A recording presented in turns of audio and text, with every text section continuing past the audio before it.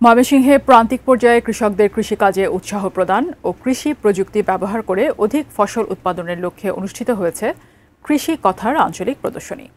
অনুষ্ঠানে বিএনপি ও অঙ্গ সংগঠনের কেন্দ্রীয় নেতৃবৃন্দ সহ স্থানীয় বিশিষ্টজনেরা উপস্থিত থাকা সত্ত্বেও প্রধান অতিথি ও বিশেষ অতিথি করা হয় স্থানীয় কৃষকদের। দেশের ইতিহাসে কৃষকদের সর্বোচ্চ সম্মান জানানো এই ভিন্ন আয়োজনের এমনই এক প্রতিবেদন দেখুন ময়মনসিংহ থেকে আব্দুল মান্নান পল্টনের পাঠানো তথ্যচিত্রে। মঞ্চে যাদের দেখছেন তারা সাধারণ কৃষক, শুধু তাই নয়, এই কৃষকরাই ছিলেন আজকের অনুষ্ঠানের প্রধান অতিথি ও বিশেষ অতিথি। প্রত্যাশার চেয়েও বেশি সম্মান পেয়ে কৃষকদের মুখে ফুটে উঠেছে আনন্দের হাসি। বাংলার কৃষক হিসেবে এক টুকরো গর্ব অনুভব করেছেন বহুদিন পর। আমি একজন কৃষক, আমি আজ পর্যন্ত কোনোদিন শুনি নাই যে কৃষকরা প্রধান অতিথি দেয়। মানে কৃষকরা প্রধান অতিথি দেওয়ার জন্য করিম সরকার এবং তারেক রহমানকে ধন্যবাদ। আমি মহান আল্লাহর কাছে লাখ শুকরিয়া জানাই। মহান আল্লাহ পাক দীর্ঘ 17 বছর কৃষি আমরা খুব অবহেলিত ছিলাম, সেখান থেকে আমাদেরকে মন খুলে কথা বলার জন্য জনাব দেশনায়ক তারেক রহমান এই সুযোগ সুবিধা করে দিয়েছেন। এই জন্য আমি জনাব তারেক রহমানকে ধন্যবাদ জানাই এবং কি আজকে এই কৃষিকে আমাদের কৃষককে যে সম্মান দিয়েছেন এই জন্য আমি আল্লাহর কাছে লাখ শুকরিয়া জানাই।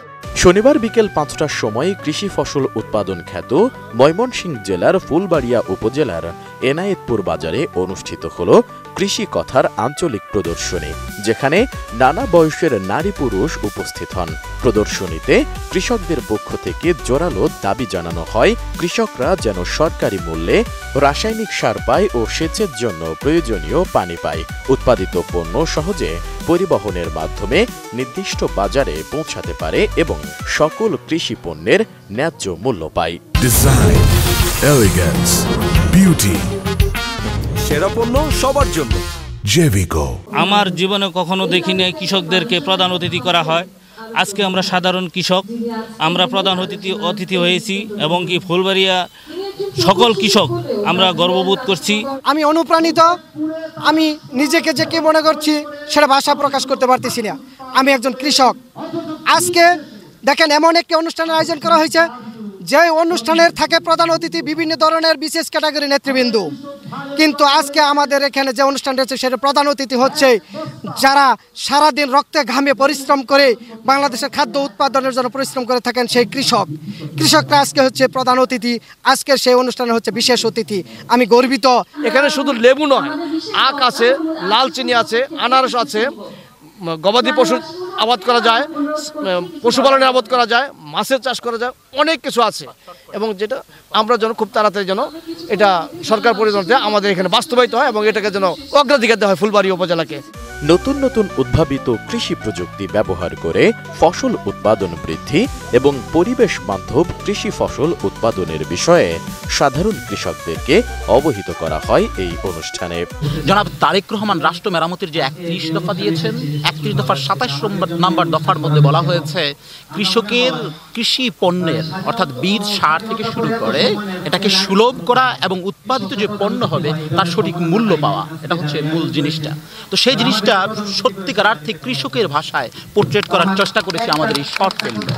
সেটা জনাব তারেক রহমান দেখেছেন, দেখে প্রেস করেছেন এবং আমরা এই মেসেজটা সারা বাংলাদেশের প্রতিটি জেলায় পৌঁছে দেওয়ার চেষ্টা করছি। তারই অংশ হিসাবে আজকে আমরা এই ময়মনসিংহের ফুলবাড়িয়াতে এসেছি। বক্তারা বলেন, আগামীতে বাংলাদেশ জাতীয়তাবাদী দল বিএনপি ক্ষমতায় গেলে কৃষি খাতে দুর্নীতি কমিয়ে আনবে। তার জন্য কৃষকদের হাতে ফার্মার্স কার্ড তুলে দেওয়া হবে, যার মাধ্যমে কৃষক তার প্রাপ্য সরকারি ভর্তুকি নিজে হাতে পাবেন।